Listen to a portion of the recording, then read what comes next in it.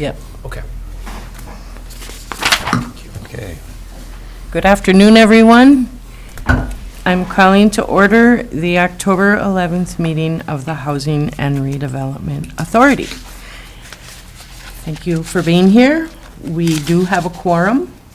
Commissioner Hanson is an excused absence today, but we will proceed with our meeting. As stated, we do have a quorum. The first thing on our agenda is to approve the agenda. I would ask for a motion. I'll move to approve the agenda. O'Brien, and a second. I'll second that. Gabler. Any other discussion? All those in favor? Aye. Aye. Then approval of the September minutes, September 20th.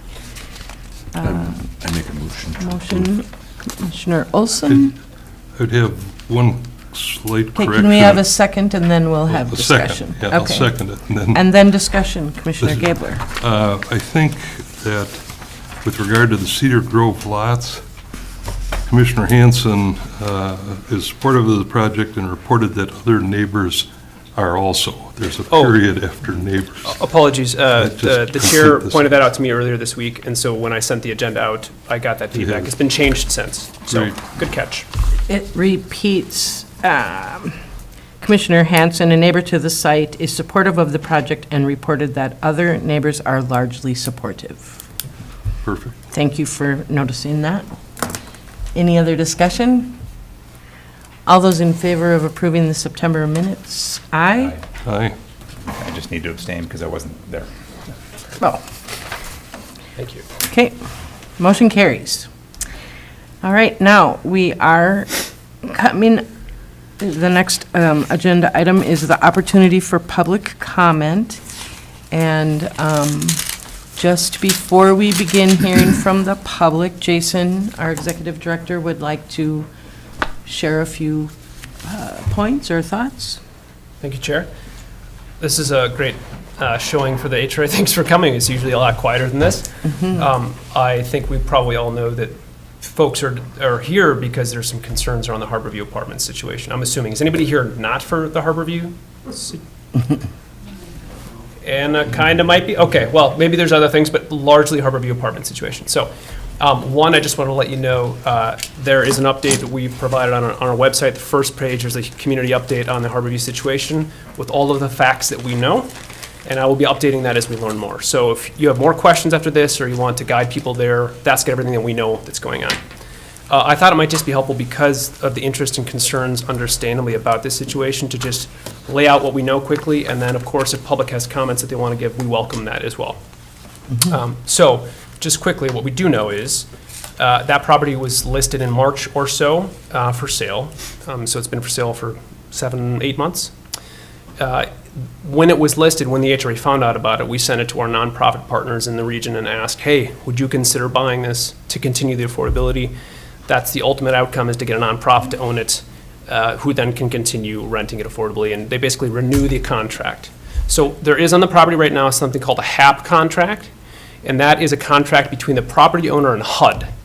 And that means that they were required to rent the property affordably to the particular population. In this case, it's seniors and folks with disabilities. Those are the two categories in that apartment complex. That contract expires on June 30th, 2025. So when that happens, and it's happening really unfortunately across the country and other rural communities particularly, where these properties are expiring because they get built and there's a long-term affordability requirement as part of the funding. So like any affordable project you see now, Birchwood, any of them in town, that's how it happened. Rural development or tax credits built the project. There was a commitment, we will keep it affordable for 30 plus years, whatever the time frame was. Once that's done, the property owner then gets to elect to renew that commitment or to not renew it.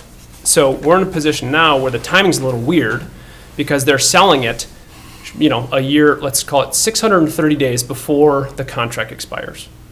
Typically what would happen is the property owner would maintain ownership and then they would decide what to do with it. Well, they're selling it before they have to make that choice. So one of the complications here is we don't know who the buyer is. We don't know what they want to do with it. They might renew it. We don't know. I know myself and other people in the community I've talked with over months about this have tried to figure out more details. I've talked to a couple of interested buyers who called me to ask for market data. Of course, I told them we would be very interested in working with them to make a commitment to affordability. So, like, please come talk to the HRA when you decide, if you decide to do this. Haven't heard back from them. So I don't know who's going to buy it. Nobody knows. I've reached out to the management. They don't know, or they can't say. I've called the ownership. And suffice it to say, we've dug and dug. This is a legal private sale. So the county, the city, the HRA, the EDA, nobody has authority or jurisdiction to stop it. Which is, be that as it may, it's frustrating, but it's been affordable for 45 years or whatever it's been. Now it's back in the market, and again, we don't know what their intentions are. So as soon as we find out after Friday, which is when I believe the property closes, the transaction happens, as soon as we find the name of record of who the buyer is, I'm reaching out to them and asking them, hey, it's me, pesky HRA, what are you doing? And trying to figure out a way to partner with them to, how can we encourage them to accept Section 8 vouchers, for example? What can the HRA do to help them with that? Again, at the end of the day, it is a private property transaction that HUD approved, so it had to go through a review and approval process at HUD. HUD is dealing with this across the country. This is, some of my board members will know, this is a federal policy problem across the nation. These properties come up for, the contract comes up, and then developers often will come in and buy them, improve them, and then increase the rents. There is no legal mechanism, unfortunately, for us to stop that from happening, at least not now. I've been in communication with our senator representative, talking about this situation, like what are things we can do at a higher level to stop this from happening. Be that as it may, the property was listed at $2.3 million, give or take, and it's been a long time for sale, and no one knew, is there a buyer? When is it closing? Found out, I think, yesterday or Monday that it was closing Friday. So there are more details. I don't want to get too deep in the weeds. I already kind of have, sorry. It's complicated. We're trying to figure out what we can do to help that situation. Also, while that's happening, there are a couple projects, if you stick around, you'll hear about them tonight, that we're trying to encourage to get built to help replace some affordable units that may or may not be there. We don't know yet. And again, I've been in contact with public health, with the mayor, with counselors, with the county, trying to figure out, let's educate tenants, get them Section 8 vouchers, make sure they're ready in the event that this does change. So having said all of that, and sorry there was a lot, I just wanted to give that sort of foundation before public comment period. That's it, Chair. Okay, thank you, Jason. You're So welcome. if you can open Sure. that back up again. So I'm going to read the guidelines for public comment for HRA. This is our first time that we've had citizens, and we're delighted. Welcome, yeah, welcome. We are. Wish it was over happier, better circumstances, but We're delighted that you're here. We want to hear from you. So at this time, members of the public are welcome to address the HRA board. When invited to speak, please speak into the microphone for clarity, sign in, state your name, address, and the topic you're addressing.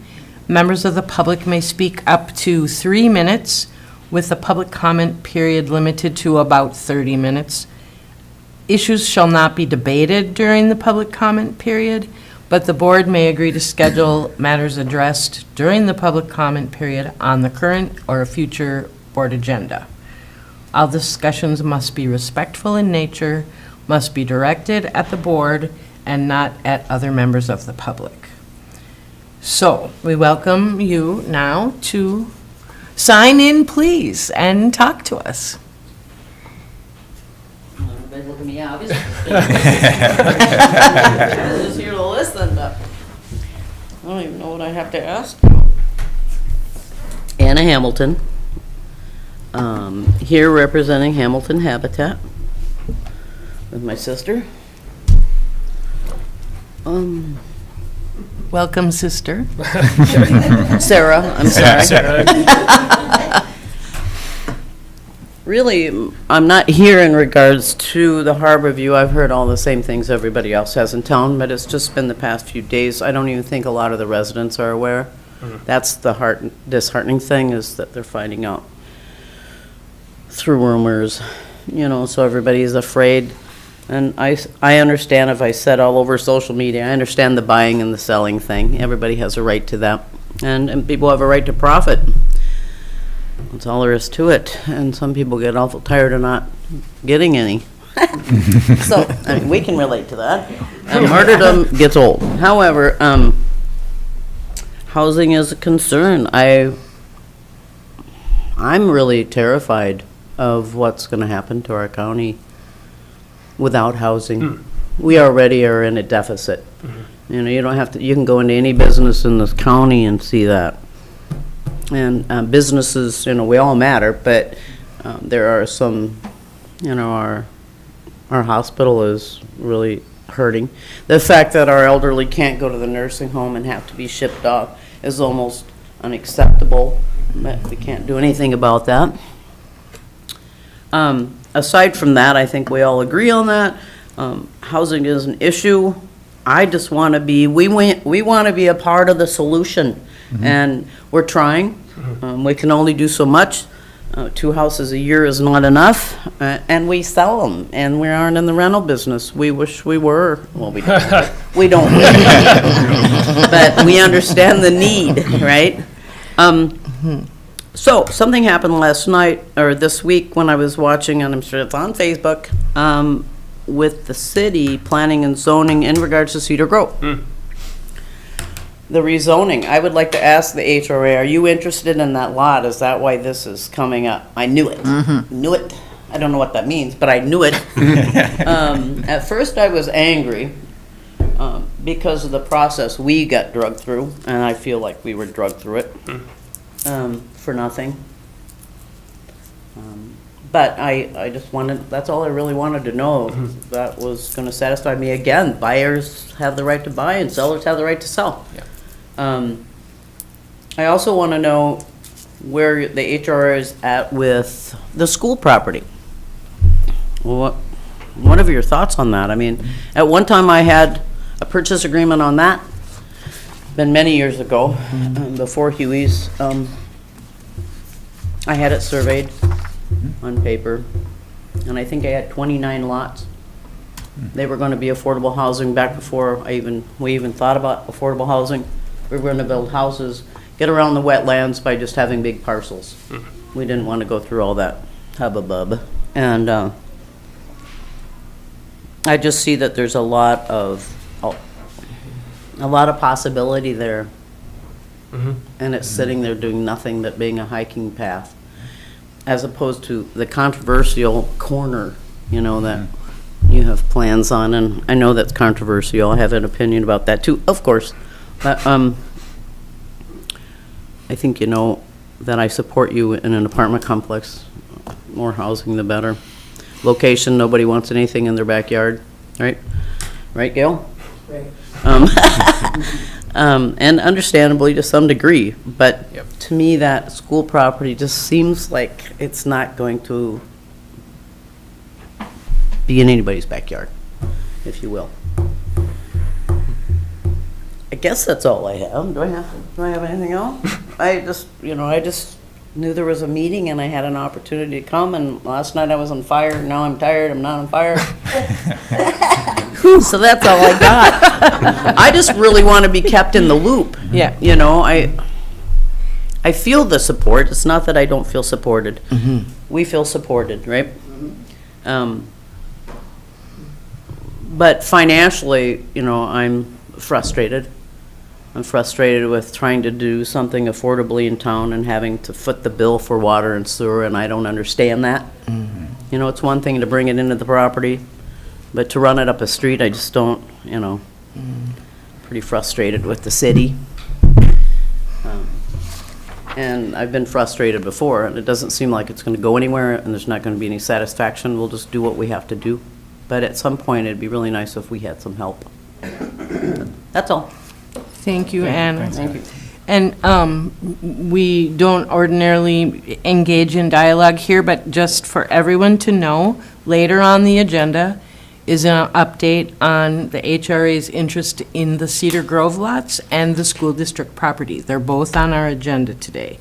So if you can stay and listen, or you can go home and watch. Or you can look it up later on the county website, because it'll be posted there. Yeah, it should be posted.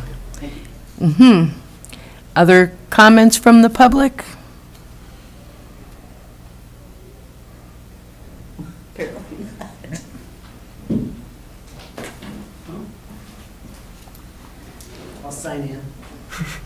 please.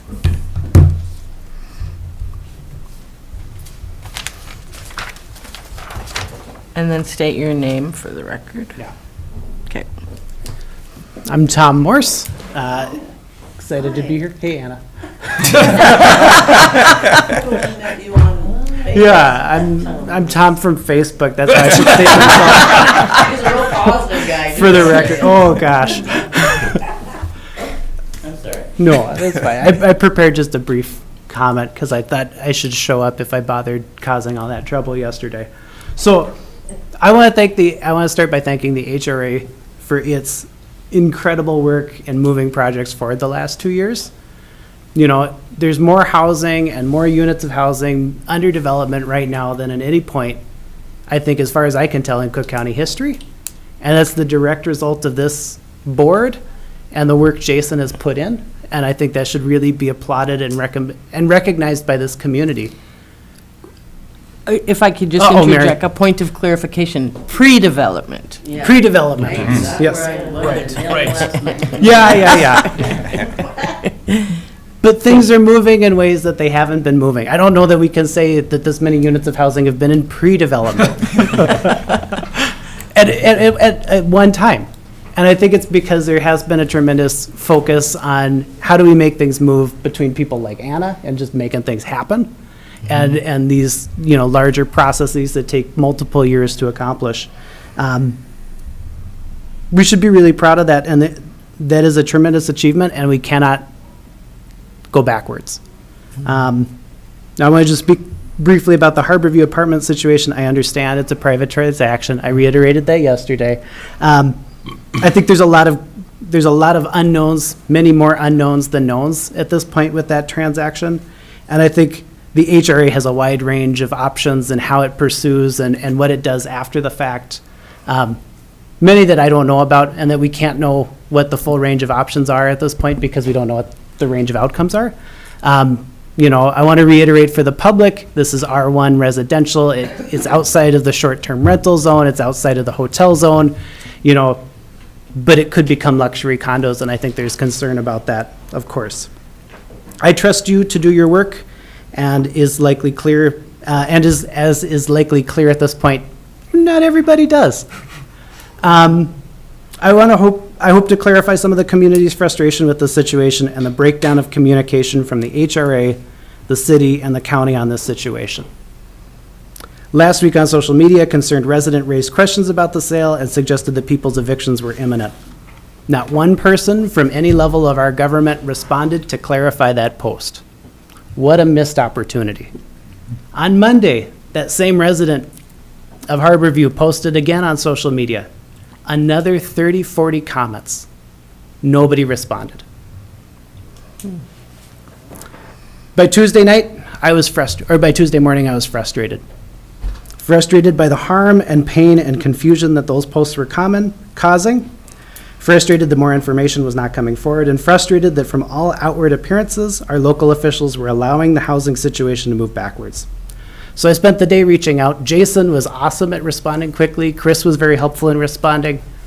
But I just want to acknowledge that having some random guy on Facebook running communication efforts for the county, the city, and the HRA is not a sustainable plan.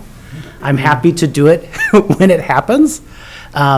But I found myself in a similar situation, as Gail probably remembers, back when we were working on the Sawtooth Bluffs apartment complex. I encourage the HRA, the city, and the county to really give strong consideration to how it engages social media, to be more proactive in getting facts out there, and not allowing rumors to fester in our community, because it undermines the ability of all of you to do your work. And I would hate to see rumors once again in our community undermine elected officials and appointed positions to continue their work when they're doing tremendous things for all of us. I think that's a real risk in our community. I'll be sharing these statements with the city and the county as well. You just happened to have the first public meeting, so lucky you. And I also wanted to say that I was disappointed in our community media that didn't help correct these narratives either. But I also think that county, city, and HRA folks have the opportunity to reach out directly and make those things happen. The News Herald is a great source, but it's once a week, and it's often not timely enough to keep up with social media. So, thanks. Thank Thank you, you, Tom. Tom. Thank you, Tom. Other public comments?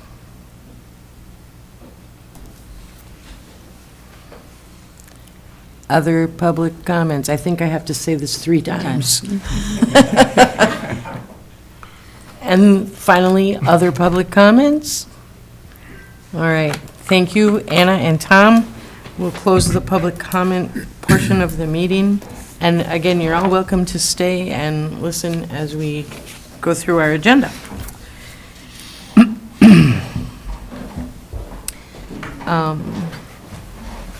I would, yeah, I said that. We do have updates on Cedar Grove and the school property. Commissioners, we've added the update on the school property to the agenda. Do you have a copy of your agenda? Yes, apologies. Okay. Next up is, There's the whole pack. That's the packet, yeah. Well, I don't need the package. I'll Okay. just take the agenda. Thank you. under new business, the first item is consideration of Resolution 23-16, authorizing the executive director to enter into an agreement for professional services with Freiberger, Buchanan, Smith, and Frederick, PA. Jason? Chair, this is the same firm we've been using for legal counsel and services. This is just renewing the contract so that we continue to retain them if we need them for recommendations and clarification. Commissioners, any questions or comments? Otherwise, I'll entertain a motion to approve resolution number 23-16. I also move. O'Brien, and a second. A second. Olson? Any further discussion? Hearing none. All those in favor? Aye. Aye. Motion carries 4-0. Next is Resolution 23-17, authorizing the executive director to enter into an agreement for professional services with Ehlers Incorporated. Jason? Chair, it's very similar to 23-16. It is allowing us to continue to ask them for financial consultation as we need it. We just need it. This is the documentation piece of papering things up, so we have some sort of contract with them. And both of these, by the way, should mention are as needed. We don't pay for services unless we engage them for something, so Okay. that's it. I'd move approval. Gabler, and second. I'll second. O'Brien. Any further discussion? Just, Jason, do you happen to know what actuals have been against the maximum, the caps in these? What For Ehlers or for Ehlers? Yeah. Yeah, Ehlers has actually been quite minimal. I think it's 1,000 because the Switchback Village project, when we consulted with them, the developer actually reimbursed us for those costs. So that's against a limit of 10,000. They spent one. So good. correct. Yeah. Although I will say, sorry, one thing, I have actually engaged them to do something today, which is I think $500. So Yep. Good. All right. Any further discussion? Hearing none. All those in favor? Aye. All right. Motion carries 4-0. Next, Resolution 23-18, authorizing the executive director to apply for grant funds of up to $750,000 from the Department of Iron Range Resources and Rehabilitation for the purpose of constructing a new multifamily apartment building in the city of Grand Marais. Jason? Chair, the board is familiar with the Heights project. And you're probably also familiar with IRR's recent creation of the housing grant program. It's a new pilot program. They seeded it with $5 million this year, and I want to make sure Cook County gets its share of that $5 million. I've been working with the folks on the Heights project, which is the Cook County Investment Fund Group, along with their team, consultant team.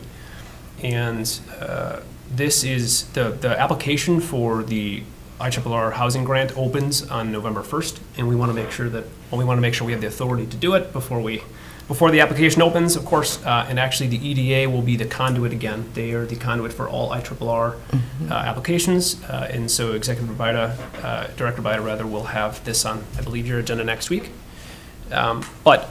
So technically, they're the applicant, and they need that resolution, but I want to, of course, make sure that we're all on the same page with, we be doing the work to make that application and to monitor, et cetera. Maybe it makes sense to bump up the update on the heights just while we're talking about this project. I'll hand out, let's see here. So skip the first couple of pages, and it starts with, here, I'll do this. I'll give this to you folks this way. Just get one out to the. It's not in the packet. Oh, it's not, actually. okay, okay. So some of these things are the last minute, hot off the press things that I get right before the agenda starts from our friendly developers. So I apologize, it's not in the packet. I didn't get it in time. But if you look at the, Commissioner, this should be one for you too. And I'm going to give the audience here one to look at you, so you can, if you don't mind sharing it. I did. Need both Thank you. pages. Yep, both pages here. Can you and Oh, I might Yeah, we have- can share. We can share. Is that okay? Thank you. No problem. I have one more copy that'll, you need one? nope, I don't need one. Oh. Okay. Set it in this general. And this is the There's building 8 by of Younger? Correct. Correct. Yep. Yep, so Chair and Commissioners, this is the proposed 36-unit structure. What you see is, well, I was going to say the left, depends on where you're looking at it. There's a rendering of the garage and basement. They are considering doing underground parking. They have to go down 4 feet for the frost footings anyway, or for the crawl space they would have to build. So they're thinking, well, while we're blasting, we might as well go another 4 feet or whatever and then do underground. But I just want to make it, so this is not it's this one. Yep. Yep, sorry, I just want to make sure we're clear. Can I see that, Mayor? That is, the garage, just to be clear, though, the garage is still under consideration. It adds, of course, cost, but it's potentially part of the project. So, Right. as of right now, again, it's 36 units. It's at the site just east of Up Yonder where they own the property. This, like every other project, there's a financing gap because math is terrible right now. So we are going to potentially submit an application to IRRR for $750,000 to help with the infrastructure and the project in general. And this resolution, of course, allows us to do that. So I'm happy to take any questions on that. Commissioners, any questions? What's the target market in this development? This one? Isn't it young professionals? There are two. So with one of the reasons that they're really considering the underground parking piece is because, first of all, it will be 3 stories, but we'll be under that height limit restriction. If they have an elevator core and underground parking, that actually is really conducive for seniors who want to relocate. It makes it a lot easier to get in and out of vehicles, carry groceries, et cetera. So that's one big perk. So the 2 target markets are really folks who want to maybe downsize or right size from single-family homes to an apartment. Also for workforce, they're really trying to target. They think of it as like a sort of landing pad or transition space where folks who work at the hospital or wherever can come and have somewhere to start, and then maybe they stay long term and maybe they find a house or whatever. But that's how they're thinking about it. Am I looking at the? That's a different project. No, okay. Sorry, that's what I That want to be was- clear about. Yeah, that. right, great, thank you. Yeah, you're welcome. Is the 750,000 earmarked for infrastructure for any particular use, or is it just a broader cost buy-down? Yeah, so this program, Commissioner, is a little different from the infrastructure program that we had applied for Switchback.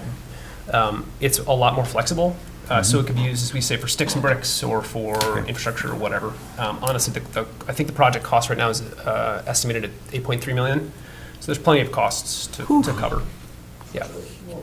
Yeah.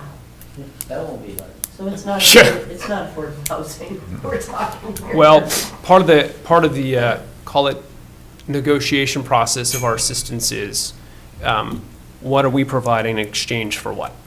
So this is one piece of the assistance, and we have financial consultants we just talked about before. Looks at the pro forma, looks at the assumptions, and verifies there's a funding gap. This doesn't make mathematical sense unless they get that assistance from the HRA or from someone else. So this grant is part of it, potentially. If we're awarded it, we don't know yet. There's another component of this, and right now I'm negotiating with them what is the affordability piece, what can we get that to look like? how many units can we get at what level of rent? And so that's a math conversation and also frankly, just a negotiation with the developer. So, but before we can do any of that, we have to see if we can't get a grant from IRRR, then the project's on pause. It just it doesn't work at all. So this is the first step of going down that path. Any other questions? Commissioners? Commissioner Sullivan? When I say commissioners, I'm including you. so- I know that, you're always. Okay. I would entertain a motion to approve Resolution 23-18.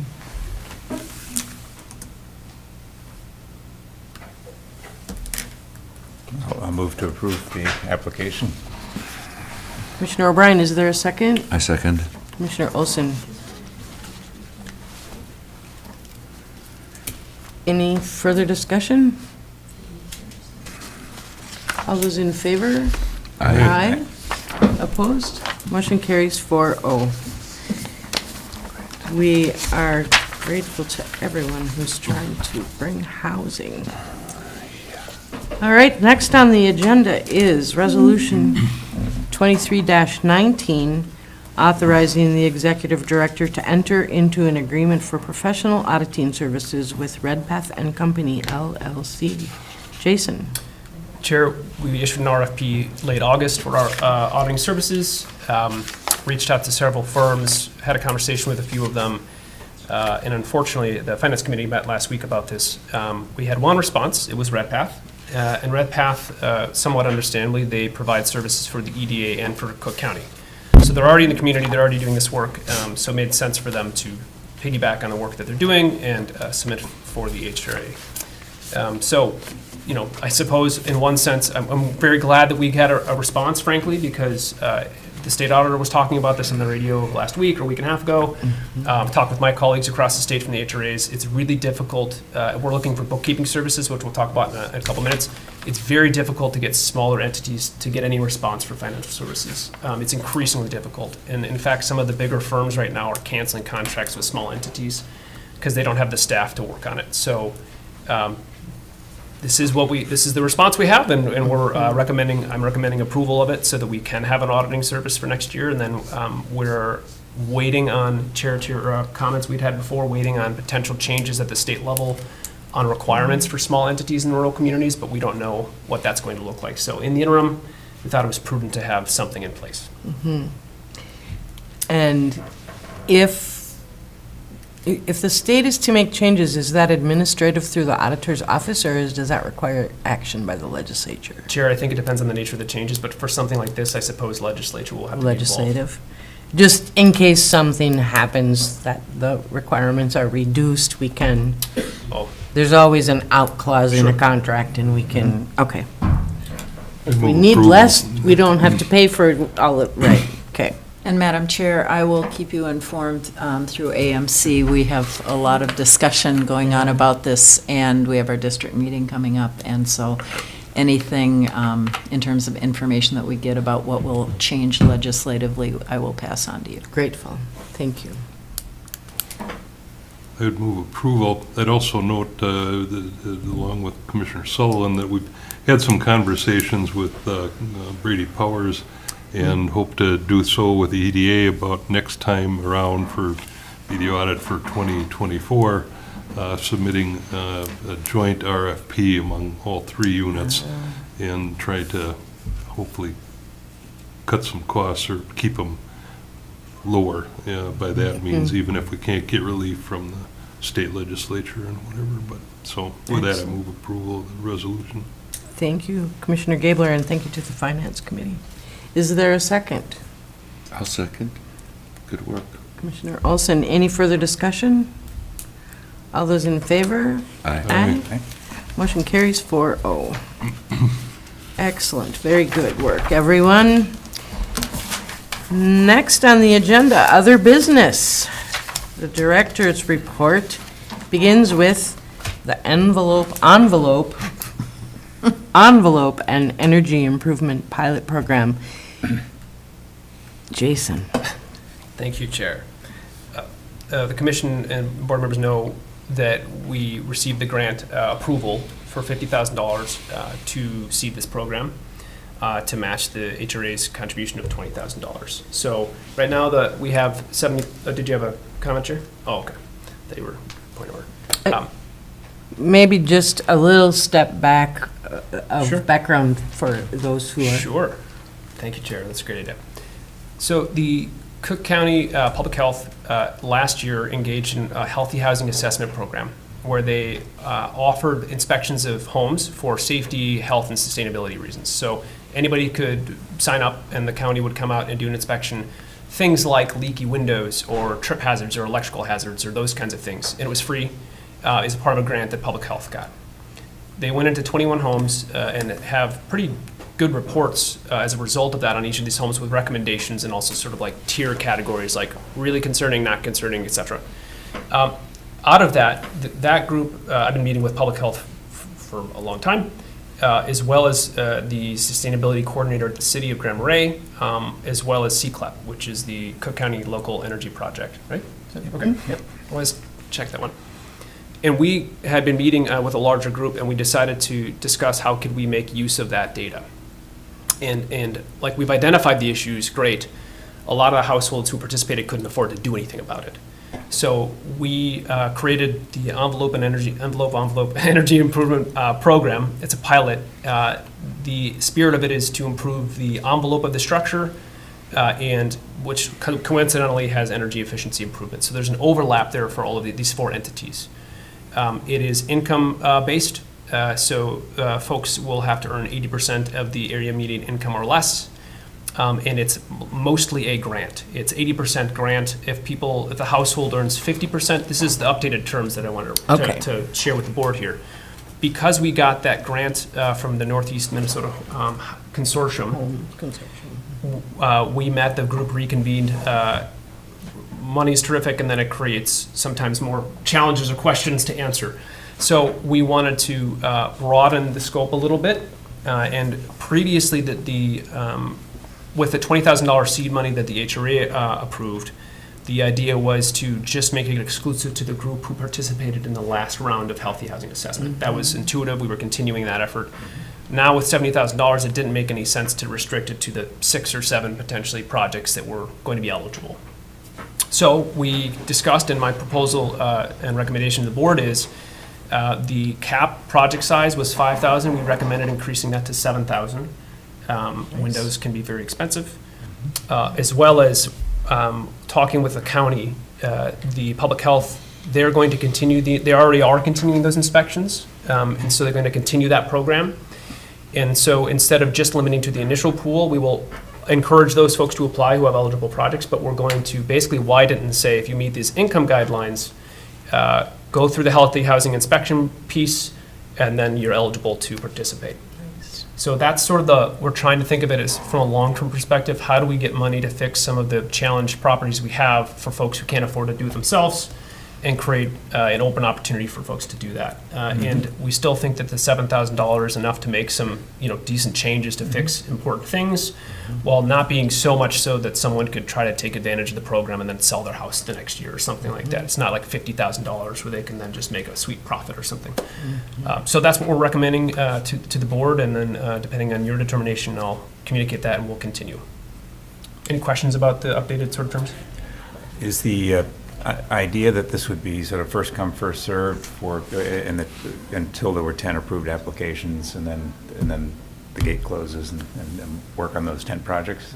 Commissioner, we would reach out first to so the county is going to be the conduit because they're already reaching out to those folks or working with those folks. So they would reach out to the eligible applicants that they already had, recommend that they apply. We are going to, pending the agreement with these new proposed terms, we're going to craft a sort of launch date, close date. And then, first come, first serve, we'll earmark it as they get approved. There's not really another way we could think of to do it efficiently. Yep. Any other questions? And then in the meantime, I'm assuming we're going to be thinking about sources of funding to continue the program to the second year. And on Correct. and on. We have a couple in mind. Okay. And the determination from the group was, let's get rolling. Now that we have the $50,000 grant, and then we can use projects that are underway to show a more compelling case for continued funding. The other quick update was just the city in the past has indicated that they want to be potentially involved, participating some funds. They have since said that they're not going to be involved. So I just wanted to bring that update to you. They want to, because we had the award, my understanding is because we got that award, they want us to spend that money first before they financially participate in the program. So, any other questions? Terrific. Okay. Do we need to vote on the updated terms, or is that just informing? It's more of an informational, but if you would like to make a motion to approve the terms as outlined, that'd We be should, helpful for the group. if we're, I'll move to approve the revised terms as you've explained. and a second? Okay. Okay, Commissioner Olson seconds. Any further discussion? Just one question. Who from the county does the healthy housing inspections? Right now, I believe it is Andrea Orest and Andrea Tofty Okay. are doing them. I think there might be one other staff person, maybe Martina Johnson, but those two for sure are the ones I've been working with. Okay. Excellent. Any other discussion? Hearing none, all those in favor? Aye. Motion is approved 4-0. All right, Shall I continue down the list of? so I think the heights we covered. Correct. All right, then the next one is Bjorkberg, We still have the elite property. Elite property. Oh, yes. Oh, Okay, well, let's talk about that. Unless you want to, I mean, folks who are interested in the school property, so maybe we We could do that. do them in that order. I'll be very brief about the elite property. All I wanted to mention is the RFP is going to be issued on Monday, the 17th. Had some time for feedback, and it's ready to go, and I have been discussing with developers that it's coming out. Some folks have toured the site, and so trying to drum up some interest before the RFP is released. so again, just a little tidbit of background. This is a property in Schroeder that might be available for that development of housing. Correct. Minnesota Power might be willing to sell some property to the HRA at a reasonable cost, but we don't want to purchase it unless we know that somebody wants to build on it, because then we're just holding on to a piece of property that doesn't have a future. So the RFP is for developers to respond and say, yes, I would be interested in building on that property. Correct, Chair. Okay. And just to be clear, we have an option agreement with Minnesota Power, so they are open to selling it to us Yeah. for a cost. And we've done the wetland delineation. We have a wetland, correct. Yeah, Yeah. but we're not going forward until we know that it Correct. is, And yeah, there may or may not Okay. be certain nonprofits in the room who are on my list to send the RFP to, so. okay. So we're going to be trying to set it far and wide. It is 40 acres. There are some decent wetlands on the property. Yeah. And to make it work, it have to be several units of housing. Yeah. But that's going to be issued on Monday. Right. Bjorkberg, which in Swedish is Birch Mountain. I had that confirmed. Apparently it was called Birch Mountain locally for a long time. I don't know by whom, this is what I'm told. Yeah, Okay, I'm getting it's nods. interesting, I've never heard of it. Yeah, apparently some people have and some people haven't. It's a great sledding hill is what I'm told. So that there's, as you know, and again for context, because we have some wonderful guests, Yep. the property's under contract right now. There's a purchase agreement on it, and the developer, we met with the city on Friday last week, and engineers to talk about site plans and city infrastructure requirements, et cetera. The proposal right now is for approximately 19 or 20 homes. It's about 2.5 acre parcel, and the homes are ranging from townhomes to potentially single-family standalones. We're trying to figure out the layout still being considered, but there's definitely some progress, and we are trying to get things queued up to be able to make applications for other assistance over the winter. Again, like every other project, it is a conversation of what is the exchange here? If we help, what are you willing to help us with affordability? One of the things we're very excited about is there is a Minnesota Housing Finance Program that is called Affordability Gap. And they will provide the gap between what a buyer, an eligible buyer can afford and what the list price is. Like every other program through the state, you have to apply, it's competitive, can be time consuming, but the developer, we're going into this project with that in mind, reserving a number of houses to apply for that. And I don't suspect there will be any shortage of potential buyers who'd be interested in buying a house. So one of the wonderful things about that program is there's not really a limit per house, as long as the folks are approved and meet the income guidelines. So that is potentially very compelling. Again, though, that's one of the challenges here is timing. Minnesota Housing doesn't have that available until the spring. So we have to work on getting everything queued up, maybe starting the first phase, which is going to be like for sale homes. They'll be selling them open market to set up the second phase of more affordable homes. So that's that. Next on the list here is Cedar Grove. There are 2 lots, as you know. We went to Planning Commission, and that was approved for the rezoning. Tonight, actually, is the City Council review of that rezoning. So we will have more. Ask me at 7:30, and I might have more of an update for you. But just another piece of feedback that I've received is we had some folks look at the site. There are 2 parcels, like I said. The northern parcel is bifurcated by a drainage ditch. And it's very difficult, it would be very difficult to build something over the 2. So it's really 2 discrete sites. So we'll see where that takes us, but first step, of course, is rezoning and then going to the EDA for approval of that. And you are in conversation with the developer? Correct, on the southern parcel. The northern parcel I have additional thoughts on. But we're not too far down the road on anything because we have to make sure we can get it rezoned and conveyed. But just in general, the concept with this developer is how many units of housing? Approximately? Approximately between 10 and 12. Okay. There are some wetlands on the southern part of the site. We have ordered delineation for that, as well as one other property. Like everything else in Cook County, if it hasn't been built on, there's usually a reason. So we're trying to make sure we understand what the wetland situation is. So speaking of wetlands, if I could transition then to the school property. Yeah. How do you want to, should we do that? We can be friendly. Okay. I know it's outside of protocol. I appreciate you taking the question. The Cornerstone Community Church is on one of those lots in the EDA. And when we made the decision to move there, to move them over here somewhere else in the community, there was a plan at the time for housing at the north part of that loop. There were 3 entities involved in it. They got as far as trying to plan. Oh, yep. They got into, I don't know all the details, they began to disagree with each other, and that disappeared. As a congregation, we made specific, lifelong decisions based on whether or not we were going to be in a neighborhood or a business park. There was supposed to be a neighborhood somewhere up there. I'm just curious on the lots that you're talking about now, are we now back to, on the location of those, back up at the top of that loop, or are we talking somewhere else again? Sir, it's actually, so if you go around the bend of Cornerstone. It's so on the gun, as you're going up the Gunflint Trail, Okay, across from law enforcement, okay. Below Como's tank.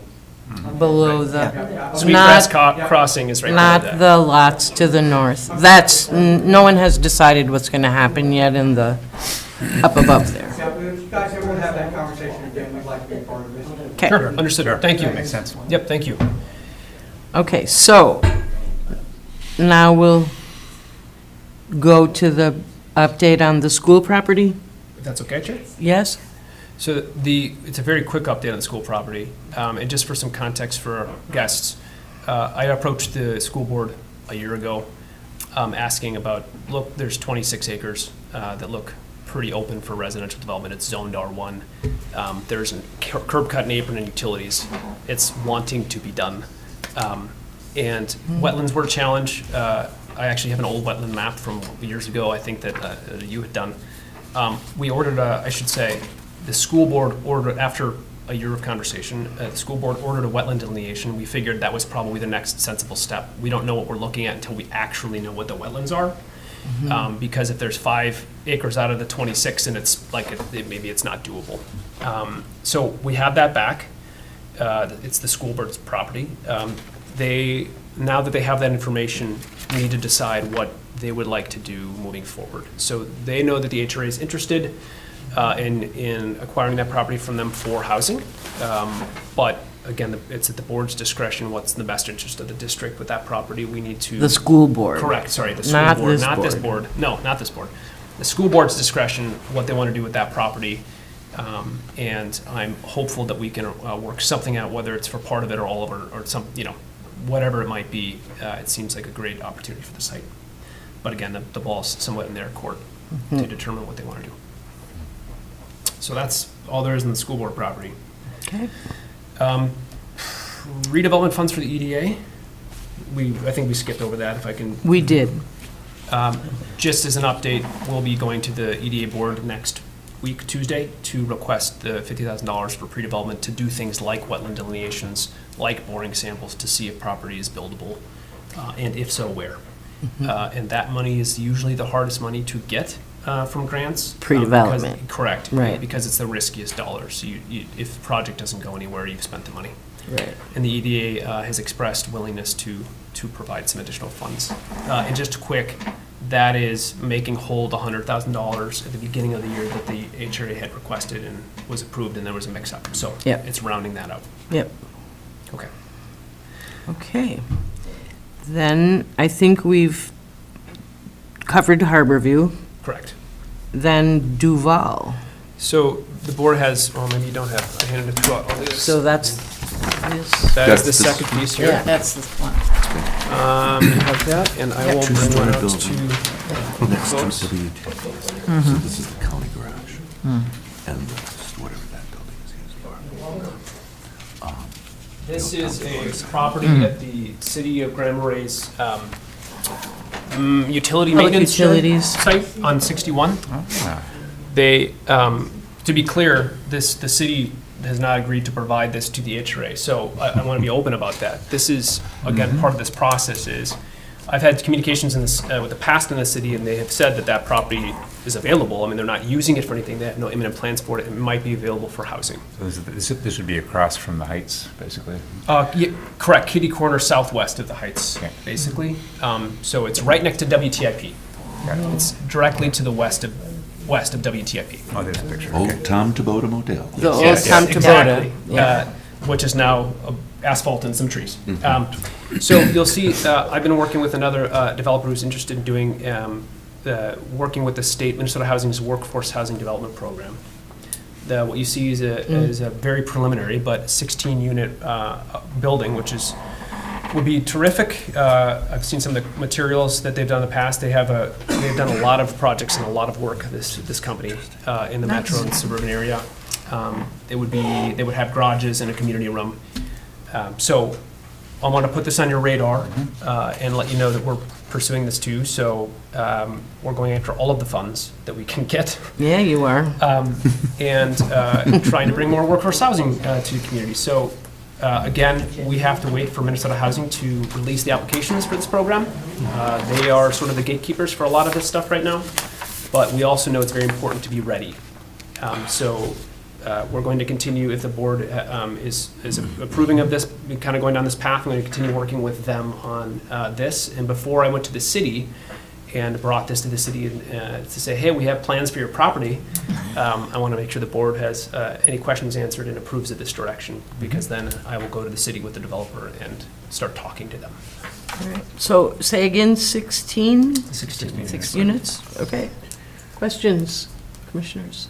I question if it's the highest and best use of the property in terms of the numbers of units that they're proposing. Great question. I had a conversation with them and others as well. One of the challenges, Commissioner, is because the city is using this still as an active site, there's a natural bifurcation with the road here. Yes. We talked about getting greater density, which is still a potential, like we might be able to increase it to 20 or something.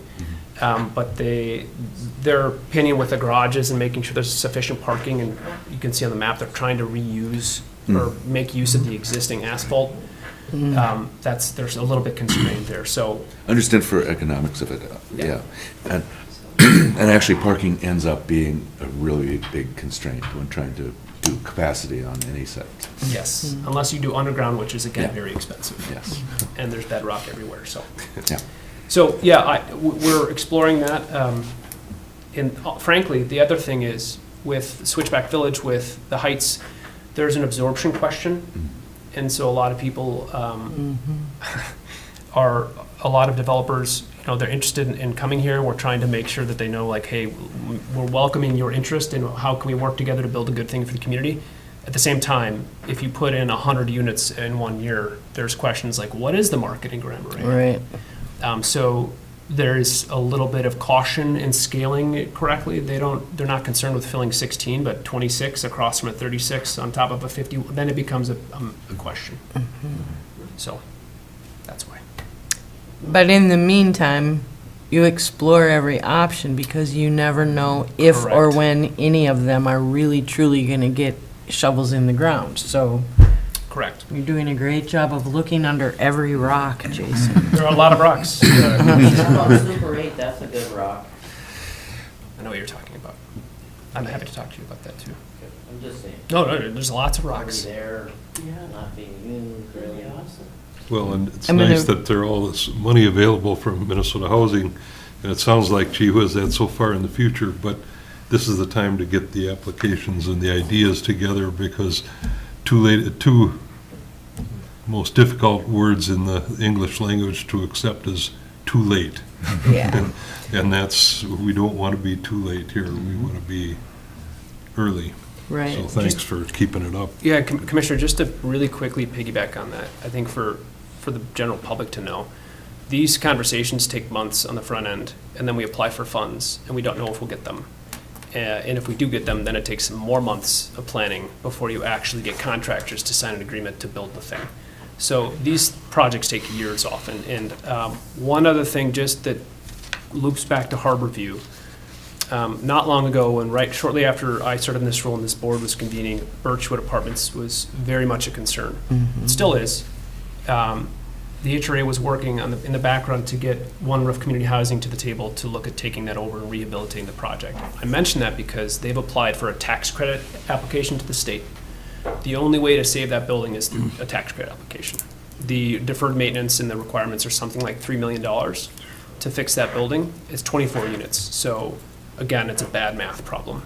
But it is worth, instead of scraping and starting new, it's worth saving, and the rural development will continue to provide assistance for the tenants for rent. So I mention all of this in the context of doing deeply affordable subsidized housing. 95% of it in the country is done through tax credits. And those applications take years.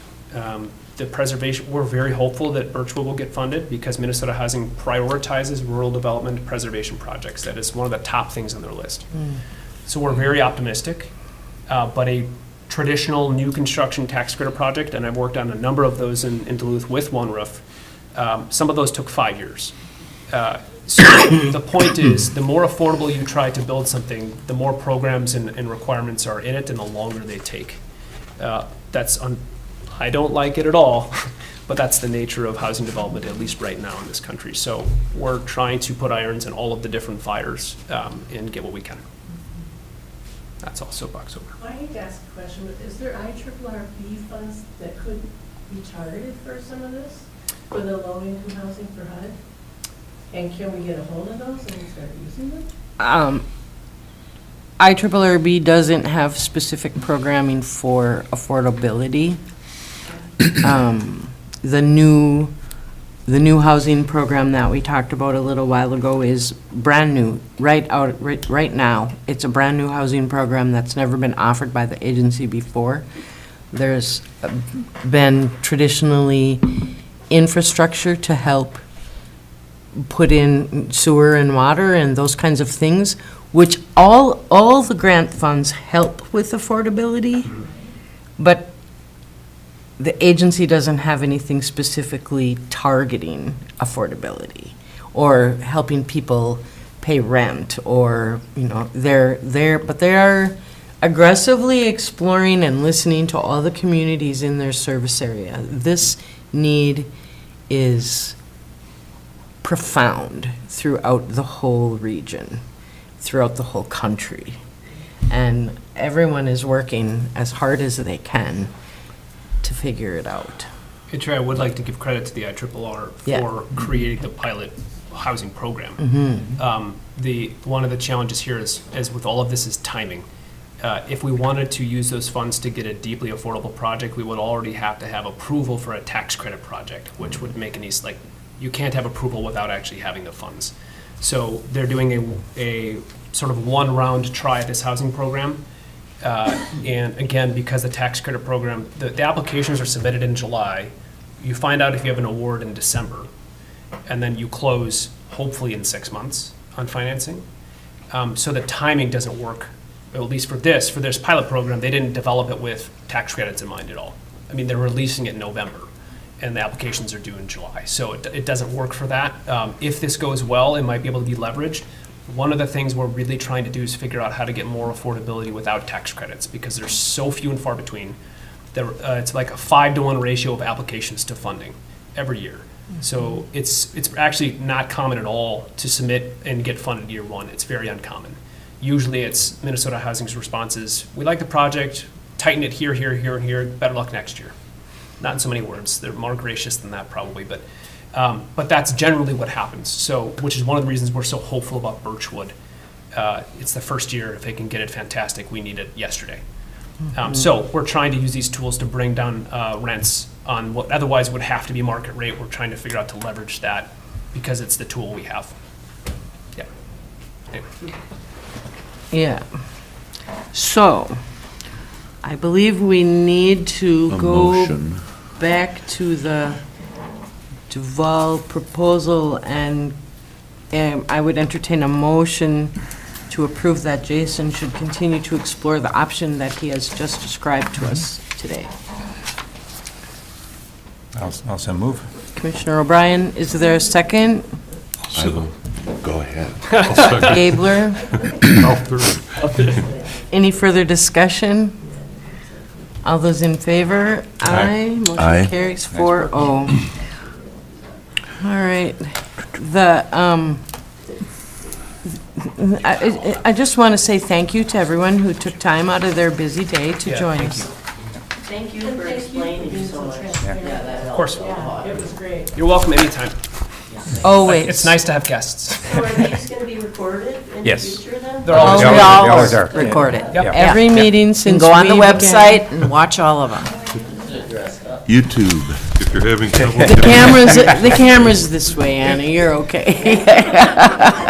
If you enjoyed this, there's a year and a half more of this online that you can go and watch. And Yep. Thank you all. Truly thank you. appreciate thank you. the communication. Madam Thank you, Chair. Tom. Yeah, I'd also like to thank Tom for his very relevant comments on Absolutely. keeping up on social media, because it just, it's wildfire, it's spread without Yep. anything to put them out Yep. unless you're really on top of it. And Yes, thank you, Tom. They were good comments. Yeah, we need to take that up for future discussion. So, we're still on the camera, the meeting has not yet been adjourned. The next agenda item is the Finance Committee bookkeeping update. Well, the committee has been meeting. We put together a RFP, scope of services for bookkeeping. We want to get that out of the county's hands. So they've been gracious for a year and a half now, and to take that on. And it isn't, an overwhelmingly complex or difficult assignment, but we need our own bookkeeper to go along with our own audit and auditor, and just as an entity, an operating entity, as a business, essentially a governmental business. But unfortunately, so far, out of, I think, 7 or 8 possible targets that we've talked to, we've got one who's interested. We are continuing to converse with that one. There's a few questions and issues to be resolved, and but we're in the process of getting through that. It'll help to have our auditors now selected, because some of the questions are ones that the auditor needs to answer for the bookkeeper, essentially, and kind of compare, how can they work together to get coordinated. Good system. So we hope to, by next month, have a resolution approving a bookkeeper. Okay. And that's where we are. All right, good work. Thank you, Finance But Committee. it's a little bit like the audit, though. The response was underwhelming in the sense of, Yes. you'd think, gee whiz, this is really a part-time bookkeeping thing, I don't know how many hours a month, but it can't be too many. It's pretty simple, but everybody's really busy. And some of the bigger firms don't want to take on the smaller customers that Jason's already talked about. That's an issue. So, Okay. Then the final agenda item is commissioner items. So we'll just start with Commissioner Sullivan. Anything to share?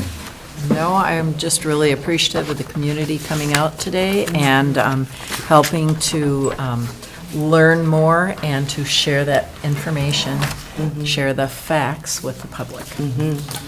Absolutely. Commissioner Olson? Just this, yesterday, in fact, no, I'm sorry, 2 days ago, I met with Julie Wilson at Care Partners about, she was wondering if I was interested in becoming a design consultant to their organization for aging in place. Because they have an idea that there are many people in our county who would like to stay where they live, and there may be simple enough solutions for them, architecturally or design-wise, for them to stay there. And she's not seeing this as a problem, as a publicly funded build kind of project. She's seeing it as private parties who just can't maybe see what their possibilities are. That's interesting. And our thinking is that there may be housing for aides to be living with them, Oh, sure, okay. Nice. right? So they're doing some listening sessions. I'm sure you've seen their blasts. Yeah. And so she's asked me to maybe tune into that. Interesting. Excellent. Yeah. If you heard anything that's, you think we'd like, I'd love to hear more if you have updates. For sure. Yeah, Yeah, keep us for sure. posted. Let Jason know if we should have it as an agenda topic. I will, indeed. Thank you. I think that they sort of are, she thought that they might want to form some sort of pilot project to try it out. And Okay, great. to be able to fund me, the designer, basically. Nice. Sure. And her thinking was that, yes, these would be private parties who would pay for everything past an initial consultation. Got it. Okay? Excellent. Commissioner O'Brien? Couple of things. One, a couple weeks ago, I met with the Gunflint Trail Associations at their annual meeting just to give an update on the work that the HRA was doing and to kind of solicit ideas that they had about what their needs are up the trail. And it was a very, very productive meeting. I think that the needs there are I think basically the situation is that most of the members of the board of the Gunflint Trail Association are lodge owners. And so they provide, by and large, the lodges provide housing for both, part-time or seasonal and full-time workers. They said that housing is not suitable for, in many cases, it's not very suitable housing for long-term residents. And so they were, just open to ideas about how to develop a greater stock of housing. They'd like to see staff have the ability to invest in entry-level homes close to the lodges so that they could start building some equity and throughout the idea of perhaps having a couple of clusters of homes, one in the mid-trail area, one at the up at the upper end of the trail. So it was, again, very, very helpful discussion. I explained that I'd relay their concerns and ideas here. The second thing was an article I forwarded to Jason, and just I thought it was interesting about a project that I read about in Summit County, Colorado, where the U.S. Forest Service is working to renovate some of take some of their properties and work with local housing groups to develop affordable housing based on some of the property holdings that they have. And given that the Forest Service has an enormous number of holdings here in the county here, I thought it might be an interesting precedent for us to follow up on.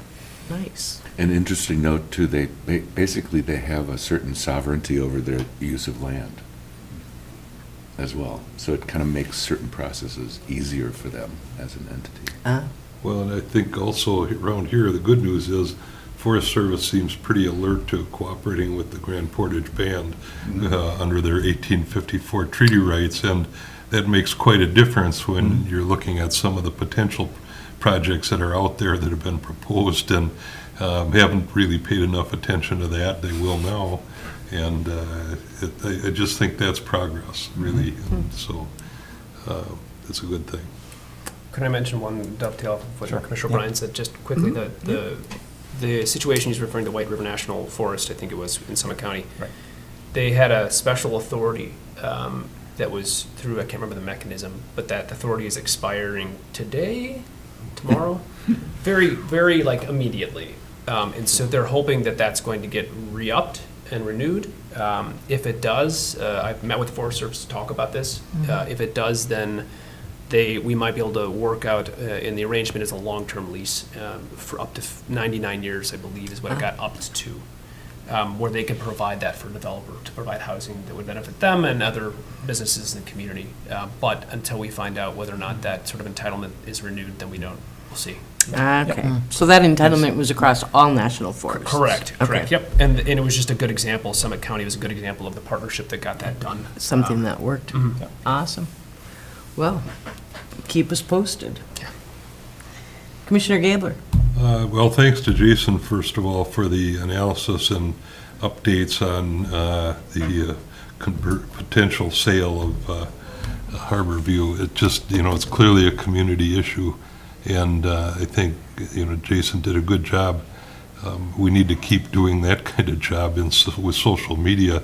I thought Tom was pretty much on target, that this stuff, the News Herald is a good source, but it's a week late, and WTIP gets on some of them, but we need to encourage them to be on, others, and that's part of our job, as I see it, as advocacy. Other than that, this time of the year, I usually try to get down to the 3 townships in the fabulous West End, and I've already talked to Commissioner Storley. And so just to kind of do an update year-end, here's what the HRA is doing, and try to keep that word out, at least with the township boards and whoever goes to those meetings. So other than that, that's it. Excellent. On the, I don't have a clear idea about what the right solution is for a communication strategy. I don't think that any of the resources in this room are ideal for staying on top of the Facebook conversations and so forth. And I wonder if there's if it's worth considering somebody that we could hire part-time just to flag, just kind of to monitor social media and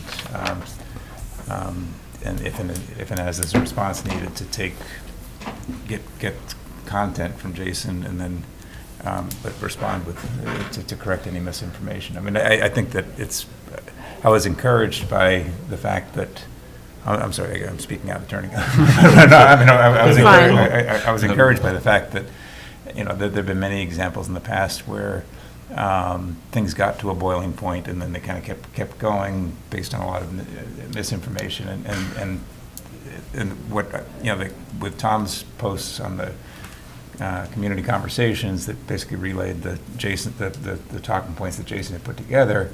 It, I think, had a very positive effect. It really, we weren't facing pitchforks, and so I think that was it was important to get the facts out there, and so I don't have an ideal answer, but I think it's maybe we ought to put it on the agenda for the next month's meeting. Yeah, one of my thoughts too, Madam Chair and Commissioner O'Brien, is that we think about how we can utilize Todd Ford, whose communications with the county. Now, he's a part-time employee that, he is shared with the hospital. But I think that we should talk, and I have forwarded some media posts to our county administrator and talked about, what are some methods we can use to kind of get in front of this. And so I will be meeting with Administrator Yorkie tomorrow. We have some time together in Hinckley, and we'll talk a little bit about that, and I'd be happy to come back and discuss what kinds of shared ways we can communicate to the public. I think it's It's not one thing, it's multiple things. You know, the Cook County News Herald does reach some people. Some people read that regularly. They aren't engaged with social media. Other people are only looking at social media, and if they see it, they believe it. And another thing is, you know, helping to educate people to share facts. Don't spread rumors. But anyway, I think that there's a multiple-pronged approach we can take with this, and we can work together to communicate more effectively, and when we hear these things, try to jump on them right away. You know, I got my first email Friday night at like 11, and So did I. you know, yeah. And so it's important that we also encourage our community to contact us directly and not just put things out on Facebook. Yeah. And Ask before you post. yeah. I, speaking from personal experience, was asked several times by some of the EDA board members why I didn't go on social media in response to things back then that were stirring up. And I hesitated to do it because fearing that any participation would only pour gas on the fire, you know, and so I'm not opposed to doing it. I think it would be interesting if you can include the EDA and the HRA, and let's be thoughtful about who else, what other, you know, how we identify those times and those challenges and opportunities that we have to tell our own message correctly. That we all work together. We're all doing this for the good of the people, and every single one. And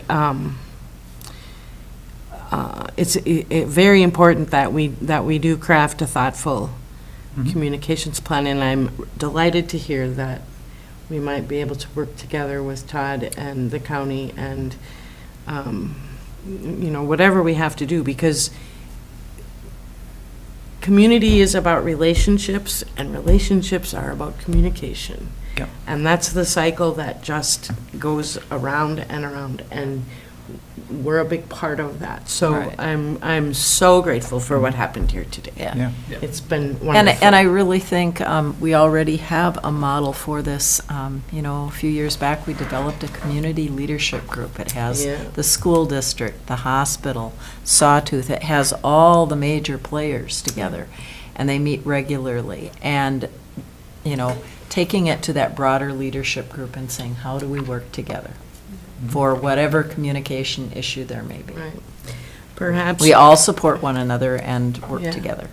And wearing yet another hat, I'm on the board at WTIP, and we are working on a strategic framework, and we've been having a lot of community listening sessions, and hearing how important local news is.